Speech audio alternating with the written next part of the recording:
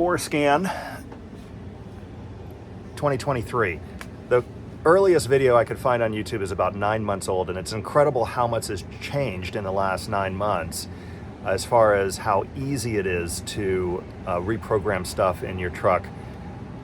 This is dummy proof. If you were intimidated in any way like I was, for a couple months now I've been watching YouTube videos and just kind of, I don't want to screw up my truck. Well, I went ahead and did it, and you literally cannot screw up your truck anymore. They have linked up with your VIN number so that you can download the original settings for the truck. If you screw something up like I did, I completely screwed up my 360 camera system. All the buttons disappeared. The button on the dash would not even work. I literally had no camera system, and I was able to just reverse everything I did right through Forscan. Also, if you've seen the spreadsheets and the series of numbers and X's and letters, you can still do that if you want to dig deeper, but you don't really have to. There's so much that has been added to the easy version that almost anything that you would want to do is pretty much in there. So in this video, I'm not going to give you a full lesson on how to do it. I'll just kind of show you the basics. But mostly what I wanted to show you was the differences. It's July 2023, just how far Forscan has come in just a short amount of time. So let's check it out. Okay, so I bought the OBD link right here. This one, this is the part number. I got it from Amazon. It was $59, and it is the one that is recommended by Forscan. I figured, why not?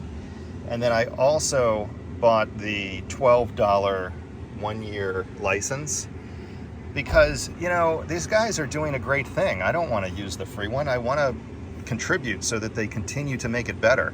It's $12. So, you know, I'd like to encourage you to spend $12 and get the annual license. And the other reason why you would want to mess around with it over a 12-month period is because they make changes all the time. So why not be able to just jump on whenever you want?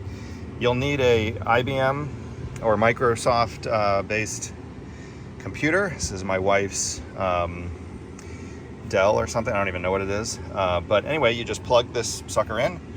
You put the car in whatever accessory, you know, you just push the ignition once, and then you've got to click this right here, which will connect to the car. It asks you this question, you hit yes. It'll start to load it, and since I've already been in here, you just hit yes, and it'll load this super fast. So there you go. That's all there is to it. Now everything's loaded. You hit this little microchip looking thing right here, this one, and it brings up all of these options. And this is where you want to get either as built or the lines that don't say as built. The as built lines have all the little numbers in them. Let me just show you one real quick here. Sorry about the wobbly, I'm holding this with my one hand here. So we'll just click this one, and then you got to come down here and click play. Play. By the way, I wrote all this down right here so that I could follow it from the car. This is the warning that says that you could screw things up. Hit OK. It's going to read everything that is part of that particular file, and then this is what it gives you. It gives you all of these codes and then all of these programming. There's 3 sets of 4 digits. And essentially what you do is some of them have restore or write right on there. But you go in, and I'll give you an example here. So let's just take my pad of paper, and I tried to do, or I actually did this, nav audio control in motion. So you go to APMI and you select 7DO-09-04, and then all the X's here you leave the same. The only thing you do is you change that last or fourth to the last X, not X, but digit, to an asterisk. So I'll show you what that means. So let's just say this was that number. It isn't, but let's just say it is. You would just change the 9 to an asterisk. That's it. That's it. And then you want to hit write all, which is right here. And then it'll write it, and it'll usually flicker the screen on and off, depending on what you're doing. And then you turn your ignition switch, your start button, you turn that on and then off again, and you're done. Now, if you screw something up, here's what's amazing. Load factory as built data. You just click that. It needs an internet connection.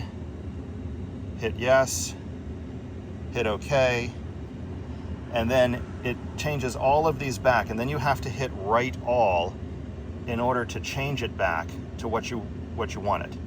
Or you can take a picture of this now, so you have your original information, and then you can go in and change the thing that you screwed up. That's how I fixed my cameras.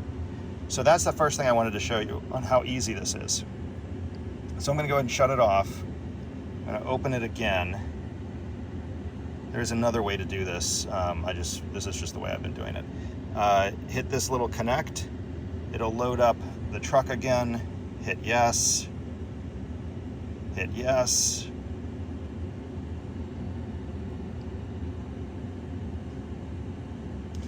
Once it says ready right here, go up here, click the microchip again, and then let's select one that doesn't have an as-built right here. So we're gonna select this one right here. We'll click that one, and then remember you have to click play down here, play, and then it's going to load everything, and look at how cool this is. So this shows available, not available, enabled, not enabled.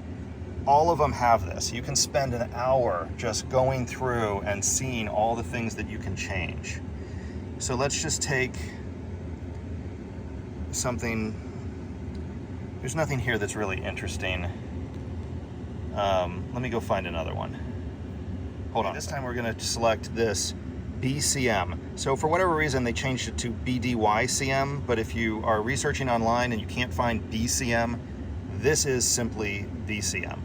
So click that, click play, and then up comes it's reading all your blocks.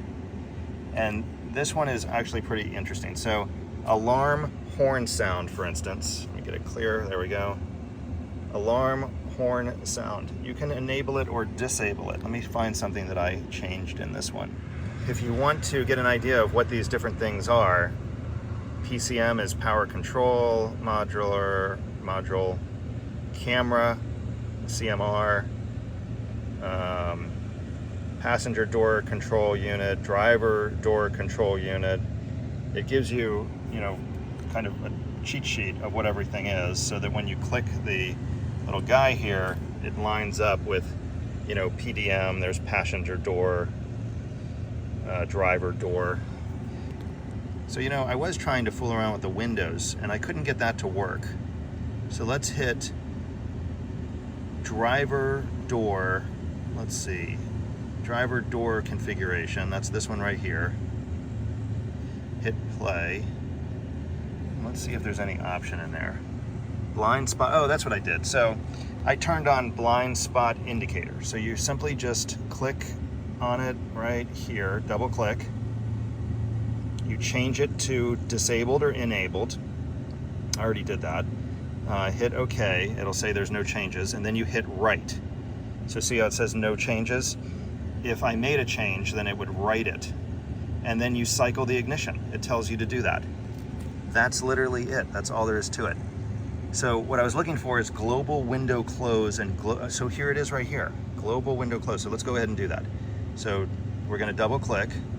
We're going to hit enable, and we're going to hit the little X, and then we're going to hit write, and it wants to confirm right there, and see how it's writing, and it says cycle the ignition. So I'm going to reach over here and turn this off, and I've just been waiting until the seats move around in the steering wheel. I don't know how long you're supposed to wait, but that's how long I've been waiting. So that one's done.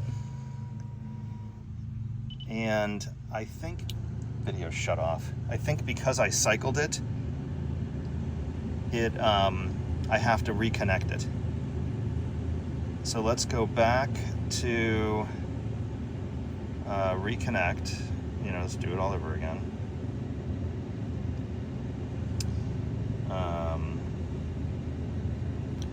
Okay, double click, it'll start it up, connect, yes, yes. Just gonna run through all this again. Hit the little microchip. We're gonna go back to driver door again. Hit play. And remember, we did this global, where is it? Global window close is now enabled. So we're gonna do global window open, enable, check, write. Yes, I really want to write it. It's writing it.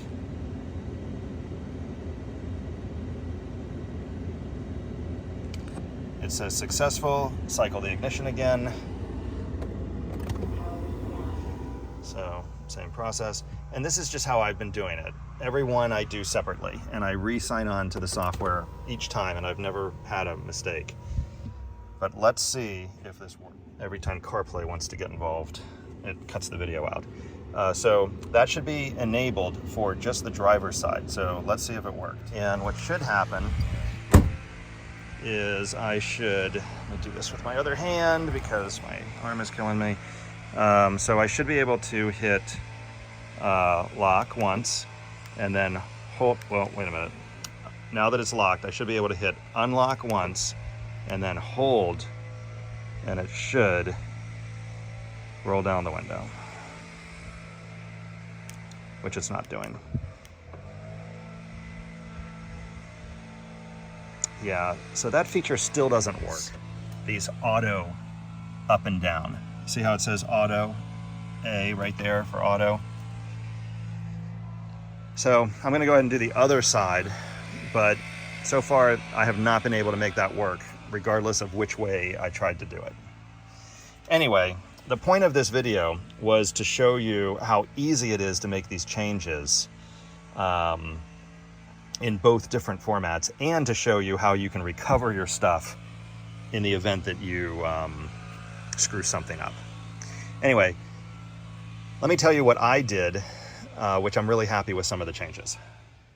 These are the changes that I made. I'll try to go through all of them that I can remember. First thing is, when you open the door, you don't get that annoying chime. And then when you get in and start, you don't get that Doodley Doo that Ford has. I hate that. Oops, CarPlay took over. I really hate that feature, so I shut that off, and it's just a nice quiet start. The other thing, if you open your door and you're sitting here with your door open, you don't get a chime, you just get the door ajar. And when you get out and shut the door, you don't get that 2-horn beep. I was able to shut that off. That alone, for me anyway, is totally worth the change. The other thing I did was for the Ford navigation, so that one right there, wow, clean, screen needs to be cleaned. I changed the settings so that the passenger can use it, and the way that works is there's a combination of somebody has to be in the seat, and then they start to fool with the onboard navigation. We mostly use Waze, so I'm not sure there's a ton of value in this, but it asks you if you're the passenger, and you say yes, and then the combination of being in the seat and agreeing that you're the passenger allows you full functionality of the onboard navigation, which is pretty cool. I was not able to figure out how to put the little digital thing, oops, CarPlay messed with the phone again. I was unable to figure out how to put the digital value in these gauges. I didn't really spend a lot of time messing with it, but I was unable to figure that out. What else did I change? So there's an option to put the rear fog lights on. Let me show you this. So in other countries, see how that fog light switch right there has this one right here, right there, that one, second one down. See how that has lights facing both directions? So what I think that is in other countries you have fog lights. Audis, Porsches, they have rear fog lights. It's not really a fog light, it's basically another bulb in there that makes either both rear lights, like on the 911, both rear lights are just brighter at night. It almost makes it look like you have your brake lights on partially, and then when you hit the brake, an additional light comes on plus the third brake light, so people know you're actually braking. It may have that feature. We'll have to see tonight if it works. But what I think after some research is if they sell the F-150 in other countries, that's a feature that I think you have to have. Kind of like headlight washers. If you wonder why all these foreign cars have headlight washers, well, in Germany it's the law. Fun fact. Anyway, I think by turning that on, because everything's LED, it might produce a brighter taillight. I don't know. We'll look tonight. Another thing I turned on was the ability to put the high beams on along with the fog lights. That's called Bambi mode. I enabled that. I never got the windows to work. So earlier in the video when I was fooling with that, I never figured that out. I also went into the menu because in Sync 4, there was one forum that said that you have to turn the Windows global window on or auto up, auto down, I think. I can't remember. Still doesn't work. What else did I do? Oh, I remember. I turned on the warning alert for your blind spot. I used to just get a little orange light in the mirror that really isn't all that noticeable. Now I get a little audible chirp. If my turn signal is on and there's somebody in my blind spot, it'll give me a audible chirp, which is safer, I think. So it hasn't been annoying so far. I can't remember what else I did. Oh, the camera system. You cannot cause the cameras to come on at speed.